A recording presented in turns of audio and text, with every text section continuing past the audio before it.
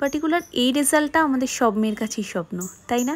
এতটাই শাইনি হবে, সিল্কি হবে যে চিরুনি দিয়ে চুল আঁচড়ানোর সময় স্মুথলি বেরিয়ে যাবে, টান লেগে ছেঁড়ার প্রশ্নই ওঠে না। কিন্তু এই ভারী বৃষ্টিতে সেটা আর হচ্ছে কোথায়, বরঞ্চ চুল থেকে দুর্গন্ধ, অঝরে চুল পড়ে যাওয়া, খুশকির সমস্যা তো লেগেই আছে। এছাড়াও নানা এমন সমস্যা আছে যে সমস্যাগুলো আমরা চেয়েও সমাধান করতে পারছি না। নানান রকম দামি দামি প্রোডাক্ট দেখছি যেটা হয়তো ক্লেম করছে যে খুব ভালোভাবে সেই সমস্যাগুলোকে সমাধান করে দেবে, কিন্তু আলটিমেট রেজাল্টের সময় জিরো। আর এতে করে আমাদের মনটাও কিন্তু ভেঙে যাচ্ছে। তাই খুব বেশি তামঝাম করার কোনো প্রয়োজন নেই। খুব সহজেই এই মনসুন হেয়ার কেয়ারে তোমরা পেয়ে যাবে খুব সহজ কয়েকটা টিপস এবং খুব সহজ কয়েকটা জিনিস, যেগুলো ব্যবহার করার পর তোমাদের এই সমস্যাগুলো চিরতরে চলে যাবে।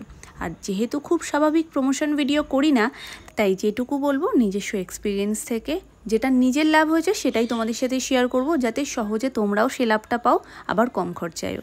হ্যাঁ, বর্ষাতে চুল পড়ার প্রবণতা অনেকটা বেড়ে যায়, এটা আমরা আমাদের মা ঠাকুমাদের কাছ থেকে, দিদাদের কাছ থেকে শুনেই আসছি, কিন্তু তার পেছনে যথেষ্ট একটা কারণ আছে।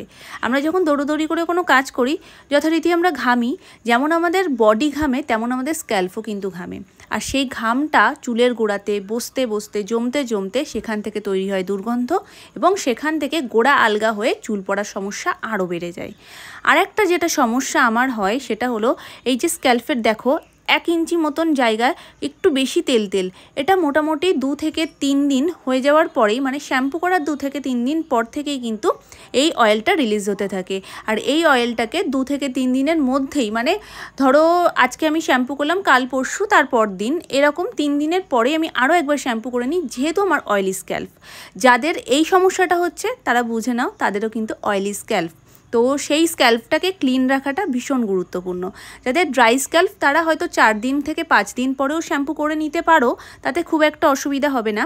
কিন্তু অয়েলি স্ক্যাল্পদের মাস্ট 2 থেকে 3 দিন পরেই শ্যাম্পু করে নেওয়া, তাতে হেয়ার ফল কন্ট্রোল হবে। কারণ অয়েলটা যখনই বেশি দিন ধরে চুলের গোড়ায় জমতে থাকবে, অটোমেটিক সেখান থেকে কিন্তু হেয়ার ফল হওয়ার চান্সেসটা অনেকটা বেড়ে যাবে। তবে জাস্ট এই 3টে স্টেপ ফলো করো, বিশ্বাস করো এত চমকে দেওয়ার মতন একটা রেজাল্ট পাবে না যে চেঞ্জ করতে আর ইচ্ছেই করবে না। ফার্স্ট স্টেপ হলো ভালো একটা শ্যাম্পু, লরিয়াল প্যারিসের হাইলুরন ময়েশ্চার। এই শ্যাম্পুটা আমি ব্যবহার করছি বহুদিন, আর আমি অনেকবার অনেক ভিডিওতেও তোমাদের সাথে শেয়ার করেছি। সেম কন্ডিশনার, এটা চুল পড়া তো অনেকটা কন্ট্রোল করেছেই, প্লাস নতুন চুল গজাতেও কিন্তু সাহায্য করেছে। দুটোরই কিন্তু প্রাইস আমি মেনশন করে দিলাম, কারণ ব্যাক সাইডে প্রাইসটা লেখাই রয়েছে, তোমরা দেখতে পাচ্ছ। খুব বেশি দামি জিনিস আমি তোমাদের সাথে শেয়ার করছি না, এটা সকলের জন্য। আমিও যেটা ব্যবহার করতে পারবো, তোমরাও যেটা ব্যবহার করতে পারবে, এবং ইভেন সকলে যেটা অ্যাফোর্ডেবল প্রাইসের মধ্যে ব্যবহার করতে পারবে, সেই জিনিসটাই আমি তোমাদের সাথে শেয়ার করলাম। চাইলে তোমরা এর ছোটো বোতলও কিন্তু অ্যাভেলেবেল রয়েছে, দেখে নিতে পারো। তো এটা হচ্ছে এমন একটা শ্যাম্পু যেটা আমার তো মানে লাইফ চেঞ্জিং পুরো বলতে পারো, কারণ এর বড় 2টো বোতল আমি আগে শেষ করে ফেলেছি। ইভেন একটা 1 লিটারের জার নিয়েছিলাম, যেটাও মোটামুটি শেষ। তারপরেই এটা 4 নম্বর যেটা চলছে তোমাদের সাথে শেয়ার করলাম। তো এই সেম ব্র্যান্ডেরই আমি শ্যাম্পু কন্ডিশনার দুটো ব্যবহার করি, গন্ধটাও ভীষণ সুন্দর আর একদমই হেয়ারফল হতে দেয় না। আগে আমি যেখান থেকে হেঁটে যেতাম বা যেখানে আমি শুতাম, খুব ভালোভাবে বোঝা যেত যেখানে আমি ছিলাম, মানে এতটাই হেয়ারফল হতো। তো এখন হয়তো তার কি বলবো 80% কমে গেছে। তোমরা অনেকেই আমাকে জিজ্ঞেস করো, দিদি এমন কিছু একটা বলো যেটাতে চুল পড়া তো বন্ধ হবেই, পাশাপাশি চুল গজাবে এবং চুলটা অনেকটা লম্বা হবে। আমি তো বলবো এই শ্যাম্পুটা তোমরা ট্রাই করো, কারণ চুলটাকে পরিষ্কার রাখাটা সবথেকে বেশি ইম্পর্ট্যান্ট।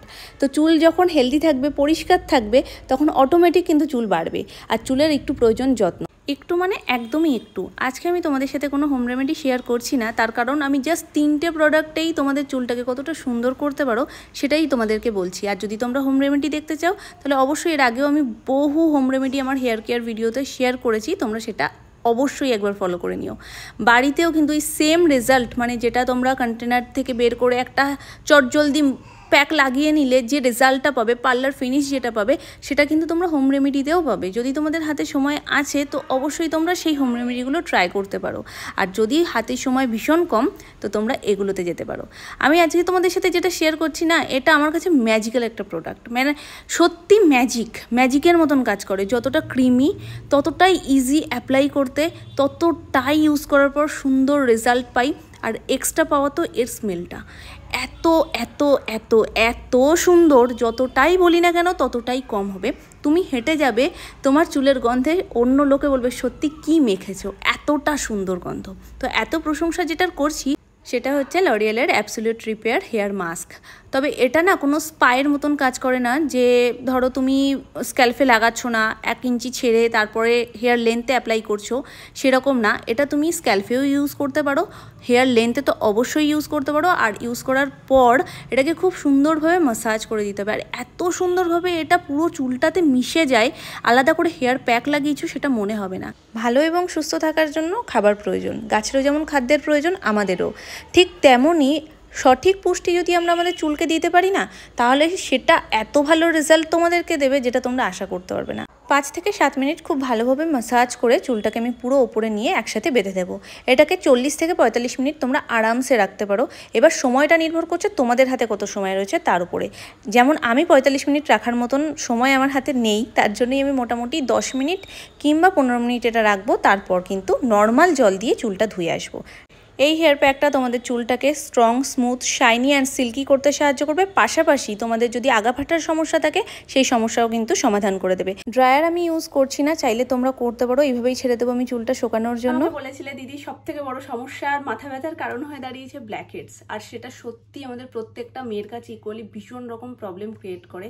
তো সেটাকে রিমুভ কি করে করব, নতুন করে কি করে আসাটা বন্ধ করব, সেটা একটু শেয়ার করো। তো প্রচুর রকম তোমরা মানে কিভাবে রিমুভ করবে ব্ল্যাকহেডস সেটার ভিডিও পেয়ে যাবে, কিন্তু আজকে যে পদ্ধতিটা তোমাদের সাথে আমি শেয়ার করছি সেটা কিন্তু ভীষণ ইজি আর সব থেকে বড় জিনিস যেটা পেনলেস। তো ফার্স্ট আমাদেরকে দুটো স্টেপ করতে হবে। এটা ছাড়াও কি কি করলে তোমাদের ব্ল্যাকহেডস সহজে রিমুভ হয়ে যাবে সেটাও আমি তোমাদের সাথে শেয়ার করব। প্রথম যেটা, আমি এই যে ভ্যাসলিনটা, নর্মালি আমাদের নোজ এরিয়াতে কিন্তু ব্ল্যাকহেডসটা জমা হয়, তো খুব ভালোভাবে আমি এটা একটু বেশি পরিমাণেই অ্যাপ্লাই করে রাখবো মিনিট 15-র জন্য। আর এটাকে না খুব ভালোভাবে ম্যাসাজ করে নেব।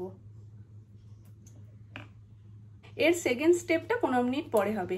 ভ্যাসলিনটা দেওয়ার সব থেকে বড় কারণ হচ্ছে ব্ল্যাকহেডসের গোড়াটাকে আলগা করা। তো এটা ছাড়াও আমরা যেভাবে করতে পারি সেটা হচ্ছে ফেসিয়াল। ফেসিয়ালে যখন আমরা স্টেপ বাই স্টেপ ফলো করি, স্টেপ 1, স্টেপ 2 এরকমভাবে 4টে স্টেপ থাকে। স্টেপ 3 হচ্ছে ম্যাসাজ ক্রিম। তো পরপর যখন আমরা স্টেপগুলো ফলো করতে থাকি, ব্ল্যাকহেডসের গোড়াটা অনেকখানি আলগা হয়ে যায়। ব্ল্যাকহেডস রিমুভের জন্য আলাদা কিট পাওয়া যায়, সেটা তোমরা ব্যবহার করতে পারো। আর যদি তোমাদের কাছে সেটা নেই, তো সেক্ষেত্রে আমি বলবো যে ক্লিপের পেছন সাইডটা ওটাও কিন্তু ভালো কাজ করে।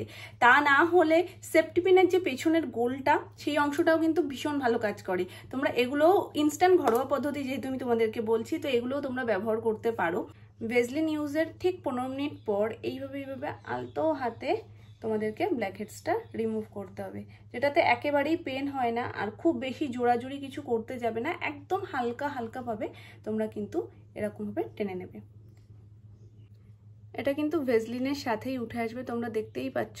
যেটুকু বেসিক তোমাদের ব্ল্যাকহেডস জমা হবে সেটুকু কিন্তু উঠে আসবে। সপ্তাহে একদিন না, এটা রেগুলার তোমরা স্নানের আগে বা স্নানের পরে যদি ফলো করো এই স্টেপটা, অনেকটা লাভ পাবে আর ব্ল্যাকহেডস অনেকটা রিমুভ হয়ে যাবে। তবে এখানে কিন্তু স্টেপটা শেষ না, এরপর যেটা করতে হবে সেটা হলো স্ক্রাব। ফেস স্ক্রাব তোমরা সপ্তাহে 2 থেকে 3 বার করতে পারো, কিন্তু নো স্ক্রাব কিন্তু তোমরা রেগুলার ফলো করতে পারো।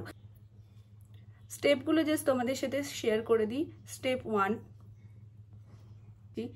Step 2, step 3, step 4। এই পজিশনটাতেও কিন্তু ব্ল্যাকহেডস জমা হয়। জাস্ট 20 সেকেন্ড করে এক একটা স্টেপ ফলো করে নর্মাল জল দিয়ে ধুয়ে এসো। আশা করছি এরপর তোমাদের কাছেও বিষয়টা অনেকটা সহজ হয়ে যাবে। আসলে ব্ল্যাকহেডস রিমুভ করার সময় যে পেনটা হয়, পেনটা জাস্ট সহ্য করা যায় না। তো এইভাবে যদি প্রত্যেকদিন তোমরা স্টেপটা ফলো করো, তোমাদের কিন্তু সেই পেনটাও হবে না, ইজিলি ব্ল্যাকহেডসটাও রিমুভ হয়ে যাবে। মোটামুটি 6 থেকে 7 ঘন্টা পর হেয়ারটা যখন ড্রাই হয়ে গেছে, এটা হচ্ছে ফাইনাল লুক। লুকটা দেখার পর প্রথম প্রশ্ন এটাই আসে, এটাও কি সত্যি এতটা সিল্কি, এতটা শাইনি সম্ভব? একদম সম্ভব, এইভাবেই সম্ভব। কোনো রকমের রিং লাইট দিয়ে ফোকাস করে হেয়ারটাকে শাইনি করা না, একদম অরিজিনাল যে লুকটা, যে শাইনটা, যে সিল্কিটা, সেটাই তোমাদের সাথে শেয়ার করছি। এখানে কোনো রকম রিং লাইট ব্যবহার হচ্ছে না, যেটাতে আমরা সবসময় ধোকা খাই যে ফেসটা এতটা হট করে গ্লো করছে। আসলে প্রথমে রিং লাইটটা অফ থাকে এবং পরে চলে বলেই অতটা সুন্দর শাইনটা আসে। ফার্স্টেও যখন তোমরা দেখেছো তখনও কোনো রিং লাইট ব্যবহার ছিল না, এখনও কিন্তু কোনো রিং লাইট ব্যবহার নেই। তো তোমরাই দেখতে পাচ্ছ ডিফারেন্সটা, তোমরাই দেখতে পাচ্ছ রেজাল্টটা। ডেফিনেটলি তোমরা ট্রাই করে আমাকে জানিও কেমন লাগলো আজকের ভিডিওটা, কমেন্ট করো।